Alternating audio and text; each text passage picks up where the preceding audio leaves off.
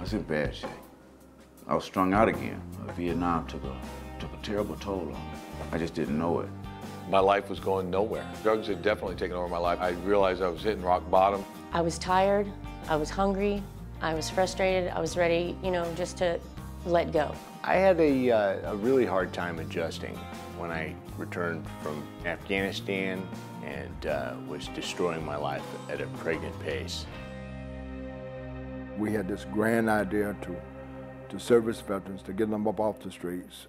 The closure of a veteran substance abuse program 20 years ago was a call to action for John Kevening, Tony Reynes, and Larry Williams. Their mission? To create a safe place for vets, a place where substance addictions and mental health issues, often a result of experiences in combat, could be dealt with, allowing veterans to reclaim their lives. I find it appalling to hear the words homeless and veterans in the same sentence. Unfortunately, Los Angeles has been dubbed the homeless capital of the world. And what's really frightening is that almost a third of the homeless individuals on the streets are veterans. The co-founders sketched out their game plan for new directions, and in 1992 were able to open the Barrington House, followed shortly thereafter by a women's treatment facility called the Mitchell House. That was the beginning. The 5-year plan was to develop programs to serve anywhere from 50 to 60 veterans. Understanding the tremendous need, they set their sights on a much larger space, Building 116 on the grounds of the Los Angeles Veterans Administration. And I heard that they filmed Nightmare on Elm Street here, and I thought I could really believe that. It had been abandoned for 25 years. Windows were broken. There were dead pigeons with hawks chasing them inside. And I'm looking at this and I'm thinking, I'm not sure how we're going to pull this one off. So we was facing a lot of opposition, a lot of closing the doors in our faces.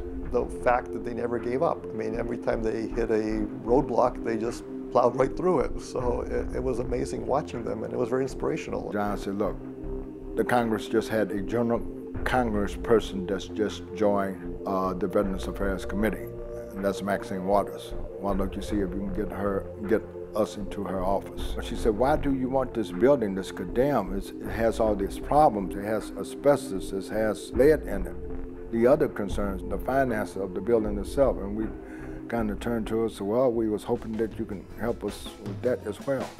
Funding for acquiring and rehabbing New Directions buildings came from a number of sources. Federal grants supported by Maxine Waters, Representative Henry Waxman, and Senator Alan Cranston, the City and County of Los Angeles, Beverly Hills, Culver City, and Santa Monica, as well as AMVETS, the LA Homeless Services Authority, HUD, and the Veterans Administration.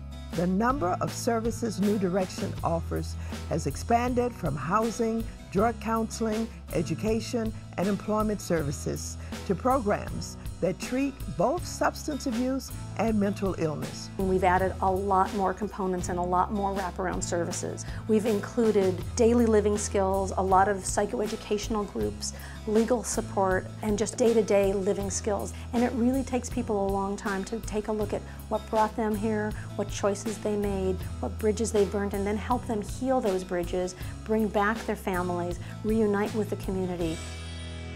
I'm a Vietnam vet. And when I came home from the service, a heroin addict.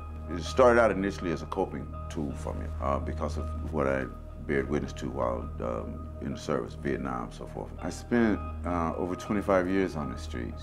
I had a condition which was later identified as PTSD. I didn't know how deep some of the scars were. I just didn't know. I got help in areas that I didn't even know I needed help in. Dignity was restored. It took me 15 months to complete the program. If it were not for New Directions, the services that I received, the treatment, the counseling, the understanding, I can't honestly say that I would be alive today. I work for the VA hospital. I have a government job. Who'd have thought? An old dope fiend like me would end up with a government job. My life has a whole new purpose, and it all started right here in this program. It all started right here. I can see veterans' lives that have been saved on a daily basis, but also seeing the families that have been put back together. For Eddie Statsman and wife Rebecca, post-traumatic stress disorder triggered years of substance abuse.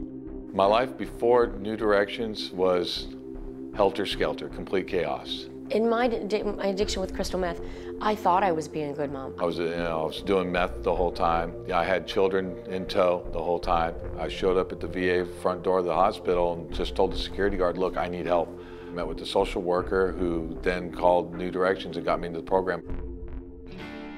I was scared, I was nervous, but I was hopeful. And I swore I was going to get my children back. I needed help with my addiction. I needed help getting my children back. I needed help getting my wife back. And New Directions gave me the opportunity to get all this back. New Directions helped me be a better mother, and I can be the mother that I need to be for my children.